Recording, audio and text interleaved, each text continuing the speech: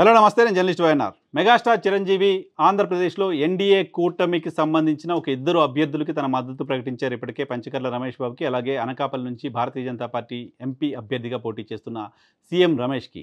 ఈ ఇద్దరు అభ్యర్థులు చిరంజీవిని హైదరాబాద్లో వెళ్ళి కలిసిన నేపథ్యంలో వాళ్ళిద్దరికీ తన మద్దతు ప్రకటిస్తున్నట్లుగా ఆయన ఒక వీడియో రిలీజ్ చేశారు. వాళ్ళిద్దరికీ ఓట్లు వేయాలంటూ తన అభిమానుల్ని అభ్యర్థించారు. వాళ్ళిద్దరూ మంచి క్యాండిడేట్లు, మంచి వ్యక్తులు. సో వాళ్ళు సుదీర్ఘకాలంగా తనకు తెలుసు. వాళ్ళని గెలిపిస్తే ఆ ప్రాంతానికి మంచి జరుగుతుందని తను భావిస్తున్నాను కాబట్టి వాళ్ళని గెలిపించండి అంటూ కోరారు. కాంగ్రెస్ పార్టీలో ఇంకా చిరంజీవి ఉన్నారు. కాంగ్రెస్ పార్టీకి రిజైన్ చేయలేదు ఈ క్షణానికి. కాంగ్రెస్ పార్టీకి సంబంధించిన కార్యక్రమాల్లో ఆయన పార్టిసిపేట్ చేయనప్పటికీ కాంగ్రెస్ పార్టీకి ఆయన రిజైన్ చేస్తున్నట్లుగా ఇప్పటివరకు ఎక్కడ ప్రకటించలేదు కాబట్టి కాంగ్రెస్ పార్టీ నాయకుడిగానే ఆయన గుర్తించాల్సి ఉంది. అయితే కాంగ్రెస్ పార్టీ కార్యక్రమాల్లో ఎక్కడ ఆంధ్రప్రదేశ్లో పార్టిసిపేట్ చేయట్లేదు.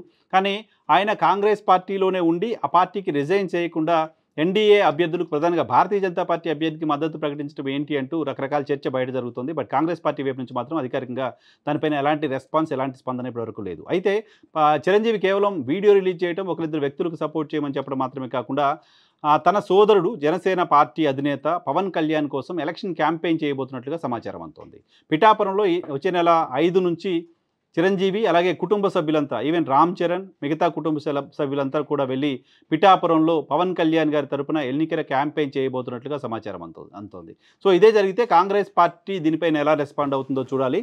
పవన్ కళ్యాణ్ అక్కడ పిఠాపురంలో గెలవడానికి సంబంధించి, పవన్ కళ్యాణ్ పిఠాపురంలో గెలవకపోవచ్చు, ఆయన్ని ఓడించడానికి సంబంధించి వైఎస్ఆర్ కాంగ్రెస్ పార్టీ చాలా పెద్ద ఎత్తున ప్రచారం చేస్తోంది, ఇలాంటి వార్తలు వస్తున్న నేపథ్యంలో నేరుగా పవన్ కళ్యాణ్ గారే తనను ఓడించడం కోసం వైసీపీ కక్ష కట్టింది, మిథున్ రెడ్డిని ఇక్కడ దింపింది, మండలానికి ఒక ఇన్ఛార్జిని పెట్టారు అంటూ మాట్లాడారు. ఈ నేపథ్యంలో పిఠాపురం ఫైట్ టఫ్ ఫైట్గా మారింది లాంటి ఇంప్రెషన్ కలుగుతున్న నేపథ్యంలో పవన్ కళ్యాణ్ కోసం మొత్తం కుటుంబం బరిలోకి దిగబోతోంది. మొత్తం కుటుంబం ఆయన కోసం క్యాంపెయిన్ చేయబోతోంది. మొత్తం కుటుంబం పిఠాపురం నియోజకవర్గం కేంద్రంగా, పిఠాపురం నియోజకవర్గంలో పర్యటనలు చేసి పవన్ కళ్యాణ్ గెలిపించండి అంటూ ప్రజల్ని కోరబోతోంది. ఇది ఖచ్చితంగా పవన్ కళ్యాణ్కి అడ్వాంటేజ్ కలిగించే అంశంగా చూడాలి.